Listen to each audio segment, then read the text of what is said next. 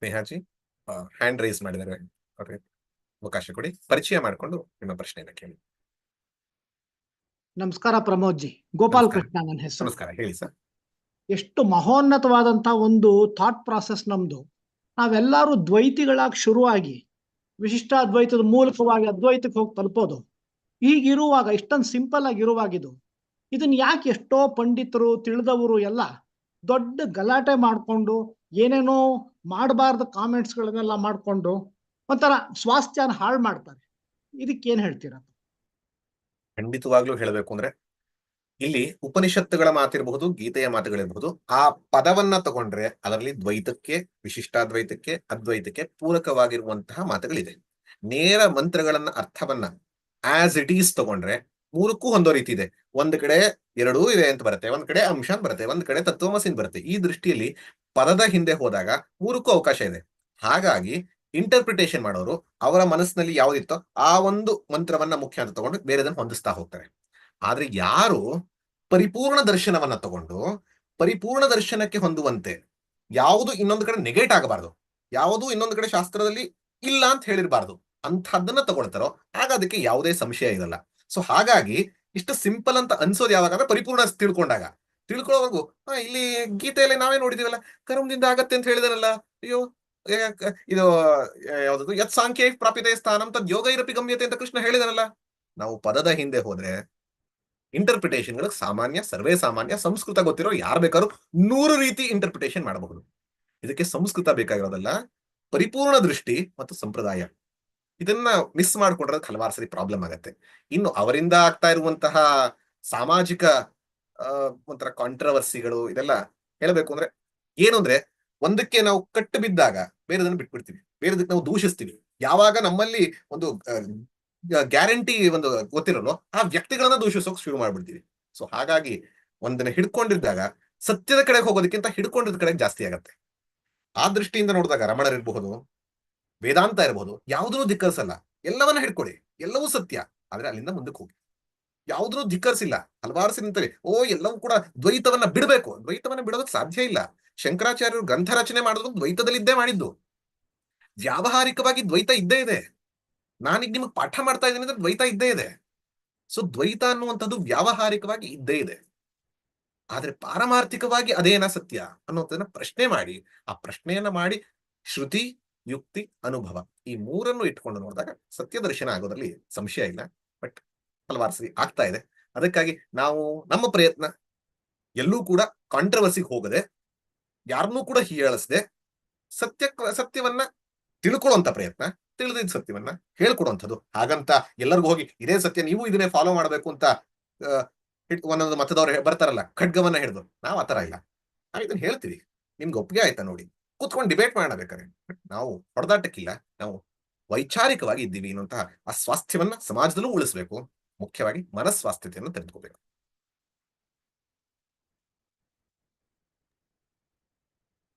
ನಮಸ್ತೆ ಗುರುಜಿ. ನಮಸ್ಕಾರ. ಉಷಾದೇವಿ, ಬೆಂಗಳೂರಿಂದ. ನನ್ನ ಇದು ಪ್ರಶ್ನೆ FIR ಬಗ್ಗೆ. ಅಂದ್ರೆ ನಾವು ಒಂದು ಈ ಆತ್ಮಜ್ಞಾನದಲ್ಲೋ ಅಥವಾ ಒಂದು ದೈವದ ಹಾದಿಯಲ್ಲಿ ಭಕ್ತಿ ಯೋಗ ಮತ್ತೆ ಇದನ್ನೆಲ್ಲ ಅಭ್ಯಾಸ ಮಾಡ್ತಿರುವಾಗ ಒಂದು ಹಂತಕ್ಕೆ ಬಂದಾಗ ಈ ರಿಕವರಿ ಅಂತ ಇದೆಯಲ್ಲ, ಅದರಲ್ಲಿ ನಮ್ಗೆ ಆಧ್ಯಾತ್ಮಿಕದ ಪರೀಕ್ಷೆಗಳು ಬರಬಹುದು. ಅದು ಅನುಭವದ ಮೇಲೆ ಹೇಳ್ತಾ ಇದ್ದೀನಿ. ಆಗ ಏನಾಗುತ್ತೆ, ನಮ್ಮ ಮನಸ್ಸನ್ನ ಉನ್ನತಿ ಪಥತ್ತ ತಗೊಂಡು ಹೋಗಕ್ಕೆ ಸ್ವಲ್ಪ ಕಷ್ಟ ಆಗುತ್ತೆ. ಅವಾಗ ಇವೆರಡು ರಿಲ್ಯಾಕ್ಸ್ ಆಗ್ಬಿಡುತ್ತೆ. ಈ ಫ್ರೀಕ್ವೆನ್ಸಿ, ಎಮೋಷನ್ಸು ಮತ್ತೆ ಇಂಟೆನ್ಸಿಟಿ ಸ್ವಲ್ಪ ರಿಲ್ಯಾಕ್ಸ್ ಆಗ್ಬಿಡುತ್ತೆ. ಅವಾಗ ಯಾಕೆಂದ್ರೆ ಮನಸ್ಸನ್ನ ಒಂದು ಉನ್ನತಿ ಪಥ ತಗೊಂಡೋಗ್ತಿದ್ದಾಗ ಜೀವಾತ್ಮನ ಒಂದು ವಿರೋಧವಾದ ಭಾವಗಳು ಬಂದಾಗ ಹೇಗೆ ನಾವು ಅದನ್ನ ಎದುರಿಸ್ಬೇಕು ಅಂತ. ಅಂದ್ರೆ ಅಧ್ಯಾತ್ಮದ ವಿರುದ್ಧವಾಗಿ ಬಂದಾಗ ಅದೇ ಆಧ್ಯಾತ್ಮಿಕ ಪರೀಕ್ಷೆ ಬಂದಾಗ ಸುತ್ತಮುತ್ತಲ ಜನರ ಮೂಲಕ ಇರಬಹುದು ಈ ತರದಲ್ಲಿ. ಅಲ್ಲ, ಒಳಗೆ ನಮ್ಮ ಚಿಂತನೆ ಬೇರೆ ಒಂದು ವಿರೋಧವಾದ ಯಾವುದೋ ಒಂದು ಭಾವನೆಗಳಿಗೆ ಬಂದ್ಬಿಟ್ಟಾಗ ಅದನ್ನ ನಿಲ್ಲಿಸದಂತೆ ನಮ್ಮ ಮನಸ್ಸನ್ನ ಮತ್ತೆ ಉನ್ನತಿ ಪದ್ಧತಿಗೆ ಹೇಗೆ ತಗೊಂಡೋಗ್ಬೇಕು. ಸೊ ಈ ರೀತಿಯಲ್ಲಿ ನಾವು ನಡ್ಕೊಂಡು ಹೋಗ್ತಿದ್ದಾಗ, ಯಾವುದೋ ಒಂದು ಅಧ್ಯಾತ್ಮದಲ್ಲಿ ಮುಂದೆ ಹೋಗ್ತಾ ಇದ್ದಾಗ ಹಲವಾರು ಸರಿ ಯಾವ ಫ್ರೀಕ್ವೆನ್ಸಿ ಕಡಿಮೆ ಆಗುತ್ತೆ, ಇಂಟೆನ್ಸಿಟಿ ಕಡಿಮೆ ಆಗುತ್ತೆ. ಅದ್ರ ರಿಕವರಿಯಲ್ಲಿ ಸ್ವಲ್ಪ ಮಟ್ಟಿಗೆ ಇದಾಗಬಹುದು. ಯಾವಾಗ ಅಂದ್ರೆ ಹೃದಯದಲ್ಲಿ ನಾನು ಸಚ್ಚಿಂತನೆಯನ್ನೇ ಮಾಡಬೇಕು ಅಂತ ಕೂತಿದ್ದೀನಿ, ಆದ್ರೆ ಯಾವುದೋ ಕಾಮಚಿಂತನೆಯೋ, ಯಾವುದೋ ಬಯಕೆಯೋ, ಯಾವುದೋ ಹಳೆ ದ್ವೇಷವೋ, ಯಾವುದೋ ಒಂದು ವಿಚಾರವೋ ಒಳಗಿಂದನೇ ಬರ್ತಾ ಇದ್ದಿಲ್ಲ. ಈ ತರ ಬಂದಾಗ ಏನ್ ಮಾಡ್ಲಿ? ಅವಾಗ ಅವಾಗ ಮಾತ್ರ ಅದು ಡಿಸ್ಟರ್ಬ್ ಮಾಡಲ್ಲ. ಎತ್ ಬಂದ್ಮೇಲೂ ನಂಗೆ ಯಾಕೆ ಈ ಚಿಂತನೆ ಬಂತು, ಇನ್ನೂ ನನ್ನ ಮನಸ್ಸಲ್ಲಿ ಇದೇ ತುಂಬಿಕೊಂಡಿದ್ದೀನ, ನಾನು ಯಾವಾಗ ಪರಮಾತ್ಮನ ಹತ್ರ ಹೋಗೋದು, ಈ ರೀತಿಯ ಪ್ರಶ್ನೆಗಳು, ಡೌಟ್ಸ್ಗಳು ಬರ್ತಾ ಶುರು ಆಗತ್ತೆ. ಇದನ್ನ ಹೇಗೆ ಸಾಲ್ವ್ ಮಾಡಬಹುದು? ಎರಡು ದೃಷ್ಟಿ, ಹಲವಾರು ದೃಷ್ಟಿಯಲ್ಲಿ ಮಾಡಬಹುದು. ಎರಡನ್ನು ಹೇಳೋದಾದ್ರೆ, ಒಂದು ವೀಕ್ಷಣ, ಜಸ್ಟ್ ಬಿ ಅನ್ ಅಬ್ಸರ್ವರ್. ನಾನು ನೆನ್ನೆ ಹೇಳ್ದೆ ಅನ್ಸುತ್ತೆ, ಒಂದು ಥಾಟ್ ಬರುವಂತಹದ್ದು ಸಂಸ್ಕಾರ ವಶದಿಂದ, ವಾಸನಾ ವಶದಿಂದ ಬರುವಂತದ್ದು ನಿಮ್ಮ ಕೈನಲ್ಲಿಲ್ಲ. ಹಳೆಯ ಸಂಸ್ಕಾರಗಳು, ನಾನು ಈ ಜನ್ಮದಲ್ಲಿ ನನ್ನ ಪ್ರಯತ್ನ ಪೂರ್ವಕವಾಗಿ ನಾನು ಏನ್ ಬೇಕು ಅಂತ ನನ್ನ ಚಿಂತನೆ ಮಾಡಿ ಡಿಸೈಡ್ ಮಾಡಿ ಇದನ್ನ ಬರೆಸ್ತಾ ಇದ್ದೀನಿ. ರಾಮ ರಾಮ ರಾಮನೇ ಬರ್ತಾ ಇದ್ದಾನೆ, ಕೃಷ್ಣನೇ ಬರ್ತಾ ಇದ್ದಾನೆ.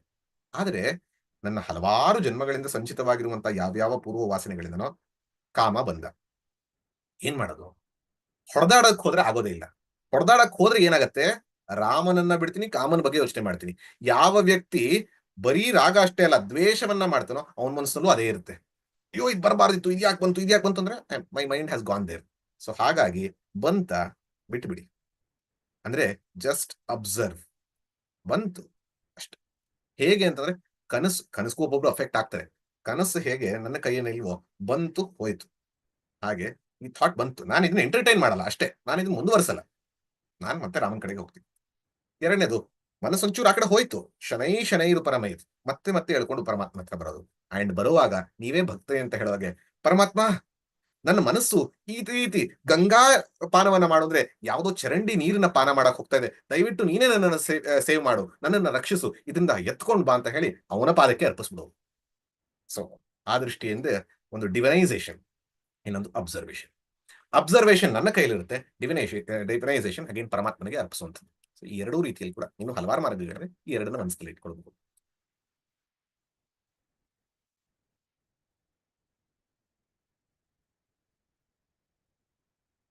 ಇನ್ಯಾವ್ದಾದ್ರು ಪ್ರಶ್ನೆಗಳು? ನಮಸ್ಕಾರ ಪ್ರಮೋದ್ ಜಿ, ನಾನು ಅಚ್ಯುತ್ ಮೂರ್ತಿ ದಾವಣಗೆರೆಯಿಂದ. ನಮಸ್ಕಾರ ಸರ್. ನಂದು ಪ್ರಶ್ನೆ ಒಂಥರ ಹಾಸ್ಯಾಸ್ಪದ ಅನ್ಸ್ಬೋದು, ಹೇಳಿ ಸರ್. ಆದ್ರೂ ನನ್ ಒಂದು ಕುತೂಹಲಕ್ಕೋಸ್ಕರ ಕೇಳ್ತಾ ಇದ್ದೀನಿ. ಖಂಡಿತ ಕೇಳಿ. ಎಲ್ಲಾ ನಾಲೆಡ್ಜ್ಗಳು ಇರೋ ಅಂತ ಪ್ರತಿಯೊಂದು ಇದನ್ನುವೆ ಸಣ್ಣ ನಾಲ್ಕು ಲೈನು 3 ಲೈನು ಸಂಸ್ಕೃತದಲ್ಲಿ ಇದ್ರಲ್ಲೂ ಎಲ್ಲದರಲ್ಲೂ ಇರ್ತವೆ. ಪ್ರತಿಯೊಬ್ರು ಕೂಡ ಎಲ್ಲಾರ್ಗೂ ಅರ್ಥ ಹಂಗೆ ಬಿಡಿಸಿ ಯಾಕೆ ಮೊದ್ಲೇ ಮಾಡಿರ್ಲಿಲ್ಲ? ಅದು ಸಂಸ್ಕೃತದಲ್ಲೇ ಮಾಡಿದ್ರು, ಆಮೇಲೆ ಶ್ಲೋಕಗಳಲ್ಲೇ ಮಾಡಿದ್ರು. ಗೊತ್ತಾಯ್ತು. ಇದು ಈಗ ಹಾಸ್ಯಾಸ್ಪದವಾಗಿರುವಂತದ್ದಲ್ಲ, ಇದು ತುಂಬಾ ಒಳ್ಳೆ ಪ್ರಶ್ನೆ ಇರೋದ್ರಿಂದ ಗೊತ್ತಾಯ್ತು. ತುಂಬಾ ಒಳ್ಳೆ ಪ್ರಶ್ನೆ. ಇದು ಹಾಸ್ಯಾಸ್ಪದ ಅಂತ ನಾನು ನಗುವಂಥದ್ದಲ್ಲ, ಇದು ಯೋಚನೆ ಮಾಡಿ ಬಂದಿರುವಂತಹ ಪ್ರಶ್ನೆ. ಅಂಡ್ ನೀವು ನಿಮ್ಗೆ ಅನುಭವದಲ್ಲಿ ಹಲವಾರು ಜನ ಸುತ್ತಮುತ್ತಲಿರುವಂತವ್ರಿಗೆ ಯಾಕೆ ಇದನ್ನ ಅಂತ ಅನ್ಸುತ್ತೆ. ಆರಾಮ ಕನ್ನಡದಲ್ಲಿ, ಸುಲಭವಾದ ಕನ್ನಡದಲ್ಲಿ ಯಾಕೆ ಹೇಳಲಿಲ್ಲ, ಇದೆಲ್ಲ ಯಾಕೆ ಹಿಂಗಾಗಿದೆ ಅಂತ ಅನ್ಸೋದು ನಿಜವಾಗ್ಲೂ ಯೋಚನೆ ಮಾಡಿರುವಂತ ಪ್ರಶ್ನೆ. ನಾನು ಇದು ಹಾಸ್ಯಾಸ್ಪದ ಅಲ್ಲ, ಒಳ್ಳೆ ಪ್ರಶ್ನೆ. ಯಾಕೆ ಮಾಡಿದ್ರು ಅಂತಂದಾಗ, ನಾವು ಭಾರತದಲ್ಲಿ ಹಿಂದೆ ನೋಡ್ತಾ ಹೋದಾಗ ನಮಗ್ ಭಾಷೆ ಯಾವ್ದಿತ್ತು ಅಂತಂದಾಗ ಸಂಸ್ಕೃತವೇ. ಎಲ್ಲರೂ ಸಂಸ್ಕೃತ ಮಾತಾಡ್ತಾ ಇದ್ದಂಥವ್ರು, ಎಲ್ಲ ರೀಜನ್ ಅಲ್ಲೂ ಕೂಡ ಸಂಸ್ಕೃತವೇ ನಡೀತಾ ಇದ್ದಂಥದ್ದು. ಅದಕ್ಕಿಂತ ಮುಖ್ಯ ಅಂದಾಗ ಈ ವಿದ್ವಾಂಸರು ಮತ್ತು ರಾಜರು, ಅವರ ಮೂಲಕ ಇಡೀ ಪ್ರಜೆಗಳು ಎಲ್ಲರೂ ಆಳಲ್ಪಡ್ತಾ ಇದ್ದಾಗ, ರಾಜನಿಗೆ ಮತ್ತು ವಿದ್ವಾಂಸರು ಅದರ ಮೂಲಕ ಗುರುಕುಲದಲ್ಲಿ ಬರೀ ಎಲ್ಲರೂ ಒಬ್ಬೊಬ್ಬರಲ್ಲ, ಎಲ್ಲರೂ ಅಲ್ಲೇ ಕಲಿತಾ ಇದ್ದಂಥದ್ದು. ಹಾಗಾಗಿ ಎಲ್ಲರಿಗೂ ಇಡೀ ಭಾರತದೆಲ್ಲವನ್ನ ಜೋಡಿಸುವಂತಹ ಭಾಷೆ ಯಾವ್ದಾದ್ರು ಅದು ಸಂಸ್ಕೃತವಾಗಿತ್ತು. ಹಾಗಾಗಿ ಸಂಸ್ಕೃತವನ್ನ ಉಪಯೋಗಿಸ್ತಾ ಇದ್ರು. ಹಾಗಂತ ಸಂಸ್ಕೃತದಲ್ಲೇ ಉಳಿತಾ? ಖಂಡಿತ ಇಲ್ಲ. ನಾವೀಗ ಉಪದೇಶ ಸಾರವನ್ನೇ ನೋಡ್ತಾ ಇದೀವಿ. ಉಪದೇಶ ಸಾರ ನಾವು ಅಧ್ಯಯನ ಮಾಡ್ತಿರೋದು ಸಂಸ್ಕೃತದಲ್ಲಿ, ಯಾಕಂದ್ರೆ ನನಗೆ ತಮಿಳು ಬರೋದಿಲ್ಲ ಅಂತ. ರಮಣರು ಮೊದಲು ಬರ್ದಿದ್ದು ಯಾವ್ದ್ರಲ್ಲಿ? ತಮಿಳಲ್ಲಿ ಬರೆದ್ರು. ಜ್ಞಾನೇಶ್ವರಿ ಮರಾಠಿಯಲ್ಲಿ ಬರೆದ್ರು, ಜ್ಞಾನದೇವರು. ಶಿಶುನಾಳ ಶರೀಫರು ಕನ್ನಡದಲ್ಲಿ ಹೇಳಿದ್ದಾರೆ.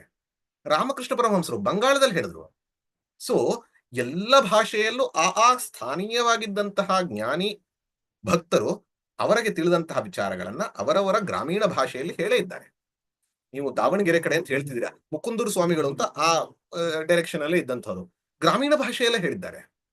ಸೊ ಈ DVG ಕನ್ನಡ, ಕಗ್ಗ ಆದ್ರೆ ಅವ್ರದ್ದು ಕಬ್ಬಿಣದ ಕಡ್ಲಿ ಅಂತ ಅನ್ನಿಸ್ಬಹುದು, ಆದ್ರೆ ಕನ್ನಡದಲ್ಲೇ ಹೇಳಿದ್ದಾರೆ. ಸೊ ಈ ರೀತಿಯಲ್ಲಿ ತಗೊಂಡ್ರೆ ಭಾಷೆಯನ್ನ ಹಿಂದೆ ಇದ್ದಂತಹದ್ದು ಸಂಸ್ಕೃತವಾಗಿರೋ ದೃಷ್ಟಿಯಿಂದ, ಅಂಡ್ ವೇದ ಆರ್ಷ ಭಾಷೆಯಾಗಿ ಸಂಸ್ಕೃತ ಪ್ರಧಾನವಾಗಿರೋದ್ರಿಂದ ಅದನ್ನ ತಗೊಂಡು ಅವತ್ತಿನ ಜನರಿಗೆ ವಿದ್ವಾಂಸರುಗಳು ಹೆಚ್ಚು ಅಧ್ಯಯನ ಮಾಡಿ ಅದನ್ನ ಜನರಿಗೆ ಹೇಳ್ತಾ ಇದ್ದು ಅವರವರ ಗ್ರಾಮೀಣದಲ್ಲೇ ಹೇಳ್ತಿದ್ರೇನೋ. ಫಸ್ಟ್ ಪಂಡಿತರಿಗೆ ಅರ್ಥ ಆಗ್ಬೇಕು ಅನ್ನೋ ದೃಷ್ಟಿಯಿಂದ ಇದನ್ನ ಹೇಳ್ತಾ ಇತ್ತು. ಆದ್ರೆ ಈಗ ಅಂದ್ರೆ ಈಗ ಅಲ್ಲ, ಹಲವಾರು ವರ್ಷಗಳಿಂದ ಎಲ್ಲರೂ ಕೂಡ ಈಗ ದೋಹೆಗಳನ್ನ ಬರೆದಿದ್ದಾರೆ. ಯಾವುದು? ಅವಧಿ ಭಾಷೆಯಲ್ಲಿ ಬರೆದಿದ್ದಾರೆ, ಹಿಂದಿಯಲ್ಲಿ ನಾವು ನೋಡ್ತೀವಿ. ಸೊ ಹಾಗಾಗಿ ಗ್ರಾಮೀಣ ಭಾಷೆಯಲ್ಲಿದೆ, ಅದನ್ನ ಹುಡುಕಬೇಕು, ತೆಗಿಬೇಕು. ಎಲ್ಲರಲ್ಲೂ ಕೂಡ ಸಿಗತ್ತೆ, ದಾಸ ಸಾಹಿತ್ಯದಲ್ಲೂ ಹಲವಾರು ವಿಚಾರಗಳು ಸಿಗತ್ತೆ. ಸೊ ಆ ರೀತಿಯಲ್ಲಿ ನೋಡುವಂತಹ ಪ್ರಯತ್ನ ಮಾಡಿದ್ರೆ ಖಂಡಿತವಾಗ್ಲೂ ಸಿಗತ್ತೆ. ಅದ್ರ ಪ್ರಶ್ನೆ ಮಾತ್ರ ಸರಿ.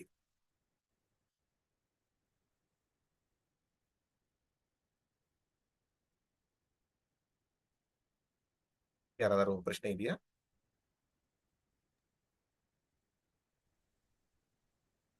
ಹಲೋ, ನಮಸ್ತೆ ಗುರುಗಳೇ.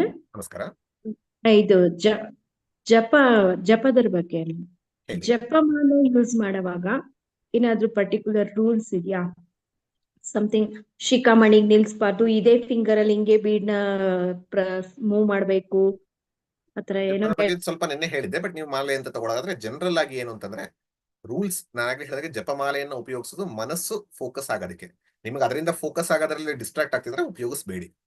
ಜಪಮಾಲೆ ಬದಲು ಇವಾಗ ಹಲವಾರು ಎಲೆಕ್ಟ್ರಾನಿಕ್ ಕೂಡ ಬಂದಿದೆ, ನಿಮ್ಗೆ ಅದು ಉಪಯೋಗ ಅಂದ್ರೆ ಅದನ್ನ ಮಾಡಿ, ಕೌಂಟ್ಗೆ ಅಂತಾನೆ. ಆದ್ರೆ ಜಪಮಾಲೆಯನ್ನ ಮಾಡುವಾಗ ಹೇಗೆ ಮಾಡ್ಬೇಕು ಅಂದ್ರೆ ಜನರಲ್ ಆಗಿ ಕೂತ್ಕೊಂಡು ಮಾಡೋದ್ರಿಂದ ಒಂದು ಮಾಲೆಯನ್ನ ಮುಗಿಸಿ ಅಂತ ಹೇಳಿದ್ರೆ ಮಿನಿಮಮ್ ಒಂದು ಮಾಲೆ ಮಧ್ಯದಲ್ಲಿ ನಿಲ್ಲಿಸಬೇಡಿ ಅಂತ.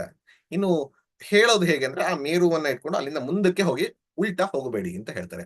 ಇನ್ನು ಯಾವ ಫಿಂಗರ್ ಅಲ್ಲಿ ಅಂದ್ರೆ ಇದು ಹೆಬ್ಬೆರಳಿನಲ್ಲಿ ಮಾಡ್ತಾ ಹೋಗೋದು, ಅದು ಇದರ 2ನೇ ಬೆರಳು ಅಥವಾ 3ನೇ ಬೆರಳಲ್ಲಿ ನಿಲ್ಸ್ಕೊಂಡು ಮುಂದಕ್ಕೆ ಹೋಗ್ತಾ ಹೋಗೋದು ಅಂತ ಒಬ್ಬೊಬ್ಬರ ಮೇಲೂ ಕೂಡ ಹೇಳಬಹುದು. ಯಾಕೆ ಇದೆಲ್ಲ ರೂಲ್ಸು ಅಂತಂದ್ರೆ ಒಂದು ಯೂನಿಫಾರ್ಮಿಟಿ ಇದ್ದ ಹಾಗೆ. ಸ್ಕೂಲ್ಗೆ ಮಕ್ಕಳಿಗೆ ಯಾವ್ದು ಬೇಕಾದ್ರೂ ಬನ್ನಿ ಅಂದ್ರೆ ಒಬ್ಬೊಬ್ಬರು ಒಂದೊಂದು ರೀತಿಲಿ ಬರ್ತಾರೆ, ಎಲ್ರು ಒಂದು ಯೂನಿಫಾರ್ಮಿಟಿ ಫಾಲೋ ಮಾಡ್ಲಿ ಅಂತ ಒಂದಷ್ಟನ್ನು ತಂದಿದೆಯೇ ಹೊರತು ಹೀಗೆ ಮಾಡ್ಬೇಕು ಅಂತಿಲ್ಲ. ಜಪ ನಾನೇ ನಿನ್ನೆ ಹೇಳಿದಾಗೆ ನೋ ಕಂಡೀಷನ್ಸ್ ಅಪ್ಲೈ. ಹೇಗೆ ಬೇಕಾದ್ರೂ ಮಾಡ್ಬೋದು, ಎಲ್ಲ ಬೇಕಾದ್ರೂ ಮಾಡ್ಬೋದು, ಆದ್ರೆ ಮನಸ್ಸು ಪರಮಾತ್ಮನ ನಿಲ್ಲಿಸುವಂತಹ ಉದ್ದೇಶದಿಂದ ಮಾಡಿರ್ಬೇಕು. ಸೊ ಹಾಗಾಗಿ ಮಾಲೆಯನ್ನ ಹಿಡಿದ್ರೆ ಆದಷ್ಟು ಒಂದು ಮಾಲೆಯನ್ನ ಪೂರ್ತಿ ಮಾಡಕ್ ಪ್ರಯತ್ನ ಮಾಡಿ, ಮಿನಿಮಮ್. ಅದ್ರ ಮೇಲಾದಷ್ಟು ಒಳ್ಳೇದು. ಇಲ್ಲಾಂದ್ರೆ ಬೇರೆ ತರದಲ್ಲಿ ನಿಮ್ಗೆ ಮಾಲೆಯೇ ಇಲ್ಲ ಅಂದ್ರೆ ಕೈ ಬೆರಳೆ ಮಾಲೆಯಂತೆ 1 2 3 4 5 6 7 8 9 10 ಈ ರೀತಿ 10ನ್ನ ತಗೊಂಡು ಕೈನಲ್ಲೂ ಕೂಡ ಮಾಡುವಂತದ್ದು ಪ್ರಕ್ರಿಯೆ ಇದೆ. ಯಾವ್ದ್ರಲ್ಲಿ ಬೇಕಾದ್ರೂ ಮಾಡಬಹುದು. ನಮಸ್ತೆ ಗುರುಜಿ, ನನ್ನ ಹೆಸರು ರೇಖಾ ಅಂತ, ಬೆಂಗಳೂರಿಂದ. ನಮಸ್ಕಾರ. ಈಗ ನಾವು ಒಂದು ಪೂಜೆ ಆಗ್ಲಿ, ಜಪ ಆಗ್ಲಿ, ಧ್ಯಾನ ಆಗ್ಲಿ ಮಾಡುವಾಗ ಶುರುವಿನಲ್ಲಿ ಕೆಲವು ಅನುಭವಗಳು ಆಗ್ತಾ ಹೋಗುತ್ತೆ. ಕೆಲವು ಸತಿ ಪವಾಡಗಳೇ ಆಗಿರಬಹುದು. ಸೊ ಈ ಅನುಭವಗಳನ್ನ ನಾವು ನೆಚ್ಕೊಂಡು ಇದು ಇವತ್ತು ನಾವು ಚೆನ್ನಾಗಿ ಮಾಡಿದೀವಿ ಆ ಥರ ನಾವು ಒಂದು ಮನಸ್ಸಲ್ಲಿ ಅನಿಸಿಕೆ ಮಾಡ್ಕೊಂಡಿರ್ತೀವಿ. ಕೆಲವು ಸತಿ ಸ್ವಲ್ಪ ದಿನ ಆದ್ಮೇಲೆ ಏನೂ ಅನುಭವ ಆಗ್ತಾ ಇರೋದಿಲ್ಲ. ಈ ಥರ ನಾವು ಎಕ್ಸ್ಪೆಕ್ಟ್ ಮಾಡೋದು ತಪ್ಪಾ? ಇದು ಸರಿನಾ? ಇದು ಫ್ರೂಟ್ಸ್ ಎಕ್ಸ್ಪೆಕ್ಟ್ ಮಾಡ್ತಿದೀವಾ? ಇದು ಹೇಗೆ ತಗೋಬೇಕು ಈ ಥರ? ನಾವು ಸಿದ್ಧಿಯನ್ನ ಎಕ್ಸ್ಪೆಕ್ಟ್ ಮಾಡ್ತೇವೆ, ಫ್ರೂಟ್ ಎಕ್ಸ್ಪೆಕ್ಟ್ ಅಂತ ಅನ್ಬಹುದು. ಬಟ್ ಅನುಭವಗಳನ್ನ ಎಕ್ಸ್ಪೆಕ್ಟೇಷನ್ ಫಸ್ಟ್. ಈ ಅನುಭವಗಳು ನೀವೇ ಹೇಳಿದಾಗೆ ಕೊನೆಯಲ್ಲ, ಹಾಗಂತ ಅದು ತಪ್ಪಲ್ಲ. ಅನುಭವಗಳು ಅವರವರ ಅನುಭವಗಳಾಗಿರೋದ್ರಿಂದ ಸುಳ್ಳು ಅಂತ ನಾವು ಹೇಳೋದಕ್ಕಾಗಲ್ಲ, ಅವರವರ ಅನುಭವಗಳು. ಸೊ ಆದ್ರೆ ಆ ಅನುಭವದಿಂದ ನಮ್ಮ ಮನಃಶಾಂತಿಯಾಗಿ ಮನೋವೈಶಾಲ್ಯತೆ ಬಂದು ಈ ರೀತಿ ಇದ್ರೆ ಖಂಡಿತ ಒಳ್ಳೇದು. ಅಂಡ್ ಶಾಸ್ತ್ರಗಳ ಪ್ರಕಾರ these are all science of spiritual progress. ಇದೆಲ್ಲ ಒಂದು ಸೂಚನೆಗಳು. ನಾವು ಈಗ ಕನಸಿನಲ್ಲೂ ಕೂಡ ಪರಮಾತ್ಮನೇ ಬರ್ತಾನೆ, ಮನಸ್ಸಿನಲ್ಲೂ ಕೂಡ ಶಂಕನಾದವೇ ಕೇಳುತ್ತೆ. ಈ ದೃಷ್ಟಿಯಲ್ಲಿದ್ದಾಗ ನಮ್ಮ ಮನಸ್ಸಿನಲ್ಲಿ ಯಾವುದು ಸಂಸ್ಕಾರಗಳು ಹೆಚ್ಚಿದೆ ಅಂತಂದ್ರೆ ಪರಮಾತ್ಮ ವಿಷಯ, ಅಧ್ಯಾತ್ಮ ವಿಷಯ, ಈ ರೀತಿಯಿಂದ ನನಗೆ ಆಗುವಂತಹ ಅನುಭವಗಳಿರಬಹುದು, ಯಾವುದೋ ಒಂದು ಸುತ್ತಮುತ್ತಲು ನಡೆಯುವಂತಹ ವಿಚಾರಗಳು, ಈ ರೀತಿಯಲ್ಲಿ ಇದು ಮೈಲ್ ಸ್ಟೋನ್ಸ್ ಆಗಿ ನೋಡ್ಬೇಕು, ಡೆಸ್ಟಿನೇಷನ್ ಆಗಲ್ಲ. ಅದು ನೀವು ಹೇಳಿದ್ರಿ. ಇನಿಷಿಯಲ್ ಡೇಸ್ ಅಲ್ಲಿ ಬರ್ತಾ ಹೋಗುತ್ತೆ, ಆಮೇಲೆ ಹೋಗ್ತಾ ಹೋಗ್ತಾ ಹಲವಾರು ಸರಿ ಯಾಕೆ ಫಸ್ಟ್ ಎಲ್ಲ ಬರ್ತಾ ಇತ್ತು ಈಗ ಬರ್ತಾ ಇಲ್ವಲ್ಲ ಅಂತ ಅನ್ಸುತ್ತೆ. ಅದು ಎಕ್ಸ್ಪೆಕ್ಟೇಷನ್ ಅಂತ ಸ್ವಲ್ಪ ಮಟ್ಟಿಗೆ ಇದ್ರೂನು ತಪ್ಪಲ್ಲ. ಯಾಕಂದ್ರೆ ನನಗೆ ಸೈನ್ಸ್ ಸಿಗ್ತಾ ಇತ್ತು, ಒಂದು ಸೂಚನೆಗಳು ಸಿಗ್ತಾ ಇತ್ತು, ಈಗ ಸಿಗ್ತಾ ಇಲ್ವಲ್ಲ ಅಂತ. ಆದ್ರೆ ಅದೇ ತರ ಸೂಚನೆ ಸಿಗತ್ತೆ ಅಂತಲ್ಲ, ಬೇರೆ ಬೇರೆ ರೀತಿಯ ಸಿಗ್ತಾ ಇರಬಹುದು. ನಾವು ಅದನ್ನೇ ಎಕ್ಸ್ಪೆಕ್ಟ್ ಮಾಡ್ತಾ ಇರ್ತೀವಿ, ಒಂದು ಪ್ರಾಬ್ಲಮ್. ಇನ್ನೂ ಒಂದು ರಾಮಕೃಷ್ಣರು ವಿವೇಕಾನಂದರ ಬಗ್ಗೆ ಹೇಳ್ತಾ ಇದ್ದಂಥದ್ದು. ಹಲವಾರು ಸರಿ ರಾಮಕೃಷ್ಣರ ಸುತ್ತಮುತ್ತ ಇದ್ದಂಥವರಲ್ಲಿ ಒಬ್ಬೊಬ್ಬರಿಗೆ ಅನುಭವಗಳು ಬೇರೆ ಬೇರೆ ರೀತಿಯಾಗಿ ಹೊರಳಾಡ್ತಾ ಇದ್ರು, ಏನೇನೋ ಆಗ್ತಾ ಇತ್ತು ಅವರ ಅನುಭವಗಳನ್ನ ನೋಡಿದಾಗ. ನರೇಂದ್ರ ಮಾತ್ರ ಕೂತ್ರೆ ಆತರ ಅನುಭವಗಳು ಹೆಚ್ಚಿರ್ತಾ ಇರಲಿಲ್ಲ ವಿವೇಕಾನಂದರಿಗೆ, ನರೇಂದ್ರ ಅಂತಂದಾಗ. ಯಾಕೆ ಅಂತಂದಾಗ ರಾಮಕೃಷ್ಣ ಪರಮಹಂಸರು ಅದಕ್ಕೊಂದು ಉದಾಹರಣೆ ಕೊಡ್ತಾರೆ. ಒಂದು ಕೊಳ ಇದೆ ಅಂತ ಅನ್ಕೊಳ್ಳಿ, ಕೊಳದಕ್ಕೆ ಸಣ್ಣ ಕೊಳಕ್ಕೆ ಹೋಗಿ ಆನೆ ಜೋರಾಗಿ ಇಳಿದ್ರೆ ಅಲ್ಲಿಂದ ಸ್ಪ್ಲಾಶ್ ಆಗತ್ತೆ, ನೀರು ಹೊರ ಹೊಮ್ಮಿ ಬರುತ್ತೆ. ಆಗ ಆಗುವಂಥದ್ದು ಇವರೆಲ್ಲರೂ ಕೂಡ ಅವರ ಮನಸ್ಸು ಇಷ್ಟೇ ಇದೆ, ಅದರಲ್ಲಿ ಭಕ್ತಿಯ ಒಂದು ರೀತಿ ಒಂಚೂರು ಬಂದ್ರೆ ಸ್ಪ್ಲಾಶ್, ಏನೋ ಒಂದು ಅನುಭವ ಆಗತ್ತೆ. ಆದ್ರೆ ಅದೇ ಆನೆ ಸರೋವರವನ್ನು, ಸಮುದ್ರವನ್ನು ಪ್ರವೇಶಿಸಿದಾಗ ಏನೂ ಆಗಲ್ಲ. ಮನೋವೈಶಾಲ್ಯತೆ ಆದಾಗ ಯಾವ ಅನುಭವಗಳು ಇರಲ್ಲ. ಆದ್ರೆ ಆ ಅನುಭವದಿಂದ ಬರ್ತಾ ಇದ್ದಂತ ಶಾಂತಿ, ಆನಂದ ಇದರಲ್ಲೂ ಬರ್ತಾ ಇರ್ಬೇಕು. ಅದನ್ನ ಎಕ್ಸ್ಪೆಕ್ಟೇಷನ್ ಮಾಡೋದ್ರಿಂದ ಆಂಗ್ಸೈಟಿ ಇರುತ್ತೆ. ಸೊ ಹಾಗಾಗಿ ಆ ಎಕ್ಸ್ಪೆಕ್ಟೇಷನ್ಗಿಂತ ಯಾವುದೇ ಅನುಭವಗಳಾಗ್ಲಿ ಅದು ಆಂತರಿಕ ಶಾಂತಿ, ಮನೋವೈಶಾಲ್ಯತೆ ಮತ್ತು ಸೇವಾ ಮನೋಭಾವನ ಹೆಚ್ಚು ಮಾಡುತ್ತೆ ಅಂದ್ರೆ ಅದು ನಿಜವಾದದ್ದು. ಇದು ನನ್ನ ಮಾತಲ್ಲ, ಸ್ವಾಮಿ ರಂಗನಾಥಾನಂದರು ಅಂತ. If you are getting peace within and becoming selfless outside, you can consider it as good. Otherwise ನನಗೆ ಒಳಗೆ ರೆಸ್ಟ್ಲೆಸ್ ಮಾಡಿಸ್ತಾ ಇದೆ, ಹೊರಗೆ ಸೆಲ್ಫಿಶ್ ಮಾಡ್ತಾ ಇದೆ ಅಂದ್ರೆ ಡೋಂಟ್ ಟೇಕ್ ಇಟ್, ಅದನ್ನ ಬಿಟ್ಟು ಹಾಕಿ, ಬ್ರಷ್ ಇಟ್ ಔಟ್. ಆ ದೃಷ್ಟಿಯಲ್ಲಿ ಮಾಡುವಂಥದ್ದು ಮುಖ್ಯ. ಪ್ರಮೋದ್ ಸರ್, ಸಮಯ ಆಗ್ತಾ ಇದೆ. ಯಾರೋ ಒಬ್ರು ಪ್ರಶ್ನೆ ಹ್ಯಾಂಡ್ ರೈಸ್ ಮಾಡಿದಾರೆ, ಅದನ್ನ ಸಣ್ಣದಾಗಿ ತಗೊಳ್ಳೋಣ. ಒಂದು ಪ್ರಶ್ನೆನ. Hello sir. ಹಾ. ಇದು ಮಂಗಳೂರಿಂದ ಮಾತಾಡ್ತಾ ಇರೋದು, ಉಳ್ಳಾಲದಿಂದ. ಹೇಳಿಮ್ಮ. ಮೊದಲು ಕೂಡ ನಿಮ್ಮ ಸೆಷನ್ಸ್ ಅಟೆಂಡ್ ಮಾಡಿದೀನಿ ಸರ್, ತುಂಬಾ ಖುಷಿ ಆಗುತ್ತೆ. ಅಂತ ಹೇಳಿದ್ರೆ ರಮಣ ಮಹರ್ಷಿಗಳದ್ದು ತುಂಬಾ ಅಂದ್ರೆ ಅವರ ತುಂಬಾ ಪುಸ್ತಕ ಎಲ್ಲ ಇರುತ್ತೆ ಅವರ ಆಶ್ರಮದ್ದು, ಆದ್ರೆ ಅದನ್ನ ಅರ್ಥ ಮಾಡ್ಕೊಳ್ಳೋದು ಯಾರಾದ್ರೂ ಎಕ್ಸ್ಪ್ಲೇನ್ ಮಾಡಿದ್ರೆ ಮಾತ್ರ ಅರ್ಥ ಆಗುವಂತದ್ದು. ಹೌದು. ಹಿಂದಿ ಸೆಷನ್ಸ್ ನಾನು ತುಂಬಾ ಅಟೆಂಡ್ ಮಾಡಿದ್ದೀನಿ, ಕನ್ನಡದಲ್ಲಿ ಯಾರು ಈ ತರ ತಕೊಂಡದ್ದಿಲ್ಲ ನನ್ಗೆ ಗೊತ್ತಿರೋ ಹಾಗೆ. ಒಂದೇ ಒಂದು, ನೀವೀಗ ಉಪದೇಶ ಸಾರ ಏನ್ ತಕೊಳ್ತಾ ಇದ್ರೆ ಅದಕ್ಕೆ ಏನಾದ್ರು ಪುಸ್ತಕ ಏನಾದ್ರು ರೆಫರೆನ್ಸ್ ಇದೆಯಾ ಸರ್ ಓದೋದಾದ್ರೆ? ಇನ್ನೊಂದು ಸ್ತುತಿ ಮತ್ತೆ ಸ್ತವನ, ಇದನ್ನ ಯಾವತ್ತು ನೀವು ಬಳಸ್ತಾ ಇರ್ತೀರಾ, ಇದೆರಡು ಶಬ್ದಗಳು ಬೇರೆ ಬೇರೆ ಅರ್ಥ ಒಂದೇನಾ ಇದು, ಇಲ್ಲ ಬೇರೆ ಬೇರೆನಾ ಅಂತ ತಿಳ್ಕೊಬೇಕು. ಉಪದೇಶ ಸಾರ ಗ್ರಂಥದ ಪುಸ್ತಕಗಳು ಹಲವಾರಿದೆ, ಒಂದೆರಡಲ್ಲ ಹಲವಾರು. ರಮಣಾಶ್ರಮ ತಿರುವಣ್ಣಾಮಲೆಯಿಂದನೇ ಪಬ್ಲಿಷ್ ಆಗಿರುವಂತಹದ್ದಿದೆ, ರಾಮಕೃಷ್ಣ ಆಶ್ರಮದಲ್ಲಿ ಮಾಡಿರುವಂಥದ್ದು, ಚಿನ್ಮಯ ಮಿಷನ್ ನಲ್ಲಿ ಮಾಡಿರುವಂಥದ್ದು. ಈ ರೀತಿಯಲ್ಲಿ ಮಾರ್ಕೆಟ್ ಅಲ್ಲಿ ಬೇಕಾದಷ್ಟು ಸಿಗತ್ತೆ, ಹಲವಾರು ಜನ ತಗೋಬಹುದು. ಚಿನ್ಮಯ ಮಿಷನ್ ಅಲ್ಲಿ ಇರುವಂಥದ್ದು ತುಂಬಾ ಚೆನ್ನಾಗಿ ಮಾಡಿದ್ದಾರೆ. ಆದ್ರೆ ಅಗೇನ್ ಪುಸ್ತಕವನ್ನ ಓದಿದಾಗ ಇಷ್ಟು ಕಾಂಪ್ರಹೆನ್ಸಿವ್ ಆಗಿ ಸಿಗತ್ತೆ ಅಂತ ನಂದು ತಲ, ಶ್ರವಣದಲ್ಲಿ ಸಿಗುವಂಥದ್ದು ಸಿಗತ್ತೆ ಅಂತಲ್ಲ. ಆದ್ರೆ ಖಂಡಿತವಾಗಿ ನಿಮ್ಗೆ ಯಾವ್ದು ಬೇಕೋ, ಯಾವ್ದೋ ಒಂದು ಒಳ್ಳೆ ವೇದಾಂತ ಬುಕ್ ಹೌಸ್ ತರದ್ದು ಯಾವ್ದಕ್ಕಾರ ಹೋದ್ರೆ ನಿಮಗೆ ಮಲ್ಟಿಪಲ್ ಪಬ್ಲಿಷರ್ ಗಳಿಂದ ಸಿಗುತ್ತೆ, ಯಾವ್ದು ಬೇಕಾದ್ರೂ ತಗೊಳ್ಬಹುದು. ಉತ್ತಮವಾದ ಯಾವ್ದು ಅಂತ ಒಂದ್ಸರಿ ನಾನು ಈ ಕೋರ್ಸ್ ಮುಗಿಯೋ ಸಂದರ್ಭದಲ್ಲಿ ಬೇಕಾದ್ರೆ ಗ್ರೂಪ್ ಅಲ್ಲಿ ಹಾಕ್ತೀನಿ. ಎರಡನೇದು ಸ್ತುತಿ ಮತ್ತು ಸ್ತವ. ಜನರಲ್ ಆಗಿ ಸ್ತುತಿ ಮತ್ತು ಸ್ತವ ರೂಟ್ ವರ್ಡ್ ನೋಡಿದ್ರೆ ಸೇಮ್, ಆದ್ರೆ ಉಪಯೋಗಿಸುವಂತಹ ಜಾಗ ಬೇರೆ ಬೇರೆ ರೀತಿಯಲ್ಲಿ ಇರುತ್ತೆ. ಜನರಲ್ ಆಗಿ ಈ ಸೂಕ್ತ ಅನ್ನುವಂಥದ್ದನ್ನ ನಾವು ವೈದಿಕವಾಗಿ ಉಪಯೋಗಿಸ್ತೀವಿ, ಸೂಕ್ತಗಳು ಅಂತ ಹೇಳ್ತೀವಿ ನಾವು, ನಾರಾಯಣ ಸೂಕ್ತ, ಶ್ರೀ ಸೂಕ್ತ, ಈ ರೀತಿಯಲ್ಲಿ ಅದು ಅದೇ ಕೆಲಸವನ್ನ ಮಾಡುತ್ತೆ. ಸ್ತವ ಮತ್ತು ಸ್ತುತಿ, ಈ ಸ್ತವ ಅನ್ನುವಂಥದ್ದನ್ನ ಭೀಷ್ಮ ಸ್ತವ, ಕುಂತಿ ಸ್ತುತಿ, ಈ ರೀತಿಯಲ್ಲಿ ಪೌರಾಣಿಕಕ್ಕೆ ಬಂದಾಗ ಆ ಯಾವ ಸೂಕ್ತಗಳಿತ್ತೋ, ಉಕ್ತ ಸ್ತುತಿ, ಉಕ್ತ ಅಂದ್ರೆ ಒಳ್ಳೆಯದ್ದು, ಸ್ತುತಿ ಅಂದಾಗ ಹೊಗಳುವಂಥದ್ದು, ಗ್ಲೋರೀಸ್ನ ಕೀರ್ತನೆ ಅಂತ ನಾವೇನ್ ಹೇಳ್ತೀವೋ ಅದೇ ಸ್ತುತಿ ಅಥವಾ ಸ್ತೋತ್ರ.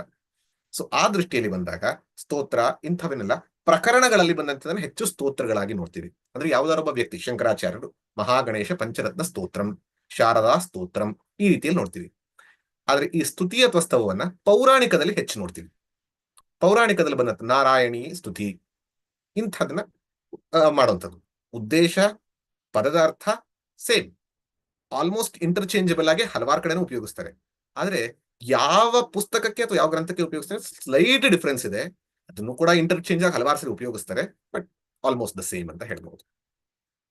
ಧನ್ಯವಾದಗಳು. ಸೊ ಎಲ್ಲರೂ ಕೂಡ ಅದ್ಭುತವಾಗಿ. ಪ್ರಮೋದ್ ಸರ್ ಒಂದು ಕ್ವೆಶ್ಚನ್ ಚಾಟ್ ಬಾಕ್ಸ್ ಅಲ್ಲಿ ಹಾಕಿದಿದೆ. ಹಾ. ಉರ್ಮಿಳಾ ಅನ್ನುವಂಥವ್ರು ಹಾಕಿದ್ದಾರೆ ಅನ್ಸುತ್ತೆ.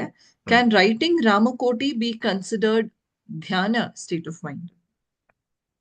ಕ್ಯಾನ್ ರೈಟಿಂಗ್ ರಾಮಕೋಟಿ, ಈಗ ನೀವು ಖಂಡಿತವಾಗ್ಲೂ ಅದು ನಿಮ್ಮನ್ನ ಮನಸ್ಸಿನ ಆ ಕಡೆ ಕರ್ಕೊಂಡು ಹೋದ್ರೆ ಧ್ಯಾನ ಅಂತ ಹೇಳಬಹುದು. ಆದ್ರೆ ನಾವು ಈ ಒಂದು ಗ್ರಂಥಾಧ್ಯಯನವನ್ನ ಮಾಡ್ತಿದ್ದಾಗ ನೀವು ಮನಸ್ಸನ್ನ ನೋಡಿದಾಗ ಕಾಯಿಕ, ವಾಚಿಕ, ಮಾನಸ, ರೈಟ್ ಮಾಡುವಾಗ, ಬರೆಯುವಾಗ ನೀವು ಏನನ್ನ ಉಪಯೋಗಿಸ್ತಾ ಇದ್ದೀರಿ? ಕಾಯ, ಶರೀರವನ್ನ ಉಪಯೋಗಿಸ್ತಾ ಇದ್ದೀರಿ. ಸೊ ಹಾಗಾಗಿ ಇದು ಕಾಯ ಕರ್ಮವಾಗತ್ತೆ. ಆದ್ರೆ ಮನಸ್ಸು ಅಲ್ಲಿ ನಿಲ್ಲಿಸಿರೋದ್ರಿಂದ, ಮನಸ್ಸು ಅಲ್ಲೇ ನೆಟ್ಟಿದ್ರೆ ಅದು ಖಂಡಿತವಾಗ್ಲೂ ಧ್ಯಾನದ ಕಡೆ ಕರ್ಕೊಂಡು ಹೋಗ್ಬೋದು. ಬಟ್ ನಾನು ಏನೇ ಹೇಳಿದಲ್ಲ ಹಾಗೆ ಜಪ ಅನ್ನುವಂಥದ್ದು ಧ್ಯಾನವೂ ಆಗ್ಬಹುದು, ಆದ್ರೆ ಜಪ ವಾಚಿಕ ಕರ್ಮ ಮುಖ್ಯವಾಗಿ, ಪ್ರಧಾನವಾಗಿ.